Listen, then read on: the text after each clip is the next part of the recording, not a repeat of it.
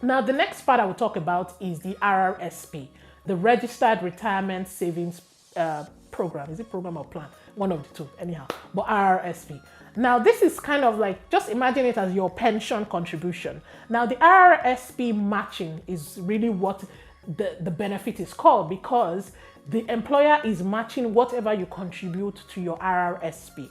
On the average, you will see the employer will match at least up to 2.5% of your pay. If it's not up to 2.5%, I don't know, but that's really what you will see on the average. So just make sure that that part is there, okay? Now, you can contribute more to the RRSP as a person. I can say, you know what, I'm contributing 3.5% or 5% of my salary at every given time. Take 5% off my pay. But the employer will not contribute 5%. The employer will tell you that I'm only going to contribute up to 2.5%. You do whatever you want with your own contribution, but at least make sure that you have an RRSP match. This one is usually stated in the offer letter. So if it's not there, please make sure that you ask. The other thing I will mention here, the caveat I will mention here is that some employers will say, we would only start to match your RRSP after 1 consecutive year of employment with us. That is also a thing. So don't be surprised if you get to an employer and they say, you know what, I'm only matching after you have stayed with us for 1 year. It is a thing. Or after you have been confirmed, after your probationary period, it is also a thing. One thing I must mention too, with the extended healthcare benefits I mentioned earlier, in some companies, it is not from day one. So if you join a company today, it doesn't mean that you are covered from day one. In some companies, they tell you that until you pass your probationary period, which is 3 months, that's the standard in Canada. So don't be surprised if that is the case. I'm just laying out all the things for you to see so that you know all the variations that you might come across. So that when you see them, you know that, okay, it's not like you're being cheated. This is just the employer's policy and it is fine and it's industry standard. The other part I will mention is the bonus. Now, why I put this one as, one of the last ones is because depending on your level, it might not necessarily be a thing. Now, there are companies that don't offer bonuses to people, to employees below a certain level. In one of my previous companies, you have to be a director and above before you can be eligible for a bonus.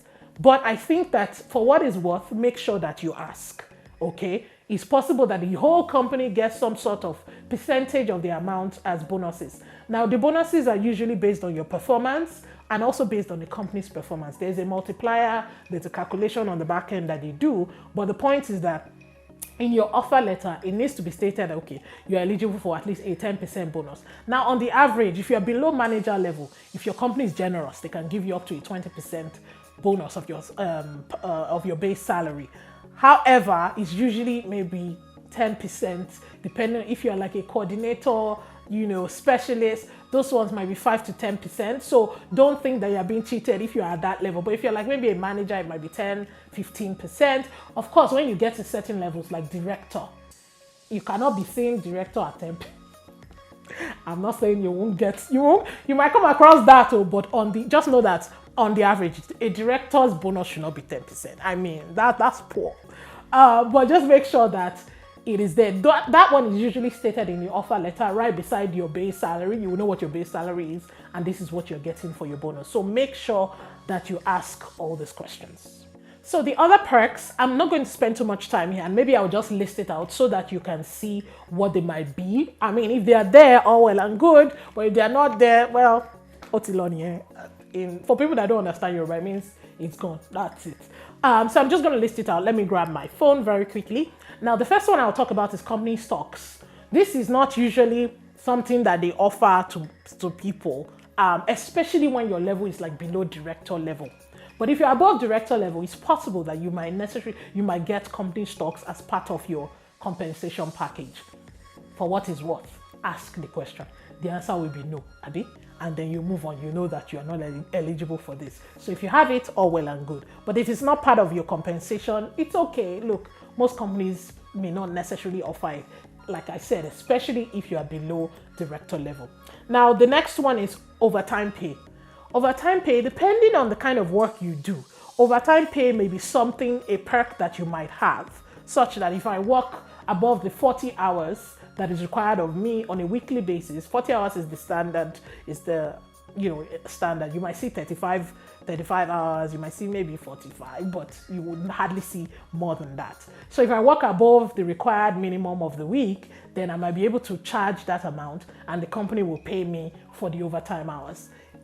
IT people typically might have things like this, but if you don't have it in your offer, it's okay. The other thing I'll mention is flexible working.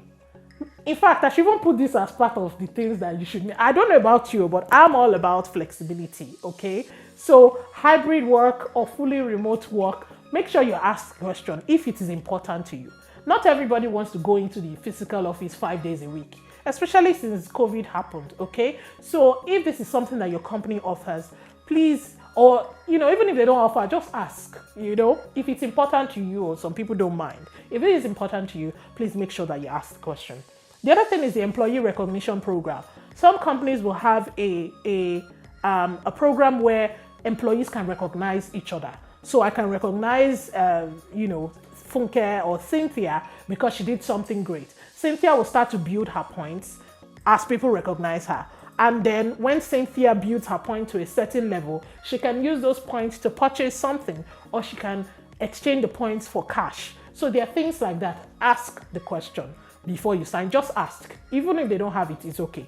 But make sure you ask. Now, some companies offer snacks, breakfast, lunch, not everyday lunch, but maybe there are some days in the week where they say you come into the office and they give you lunch. These days, they use it as a tactic to bring people into the office. So we say, every Wednesday is lunch Wednesdays. You say, lie, they just want you to come into the office. Anyway, please, I did not say it, so don't report me to the employers.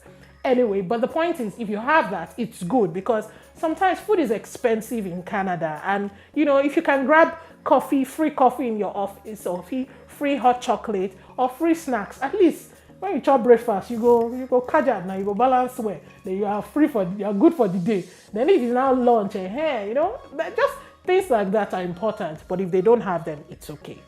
The other things are service awards. There are service awards that you can get. So most times it's after 5-year milestones. So if I stay in a company, for every 5 years that I stay in a company, I get some sort of reward. It might be additional vacation days I get. It might be cash rewards that I get.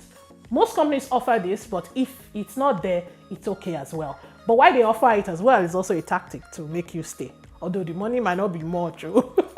But at least it's share something so that you say, okay, when I hit my 5-year mark, let me stay for 5 years so I can get the money, whatever it is. But whatever rocks your boat anyway. But just ask the question, okay? The other part is educational assistance.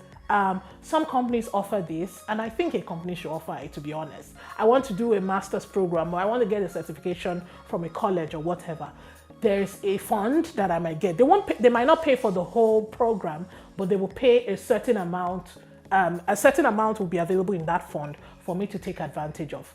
Ask the question. It might be something that you might be able to get. The other thing is summer hours.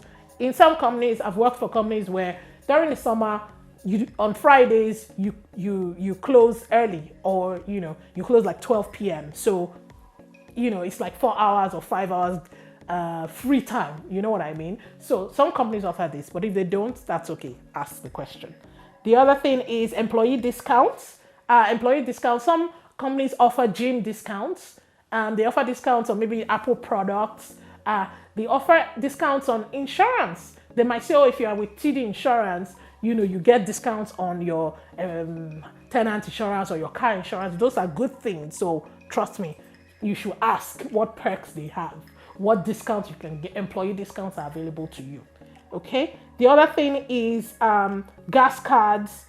This one, maybe if you're in construction, you might get something like this because you're going to different sites. You're going to different construction sites, so you'll be driving a lot. Or sales.